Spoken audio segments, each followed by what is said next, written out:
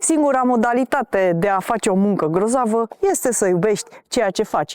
Dacă nu ai găsit încă, continuă să cauți. Nu te mulțumi cu puțin. Așa cum e cu toate problemele inimii, vei ști când o vei găsi. Steve Jobs ne amintește că pasiunea pentru ceea ce facem este esențială pentru a atinge excelența. Dacă ești un antreprenor pasionat de afacerea ta, dar simți că tehnologia te depășește și știi că nu trebuie să renunți, cu ghidul meu vei descoperi cum să transformi procesul de creare a website-ului într-o parte plăcută și satisfăcătoare a afacerii tale. Când pui pasiune în ceea ce faci, rezultatele vor reflecta această energie pozitivă. Lăsați pasiunea să vă conducă spre excelentă. Participați gratuit la webinarul din 23 septembrie și creați un website care reflectă ceea ce iubiți. amos.ro/webinar. Și nu uita, intră în spam.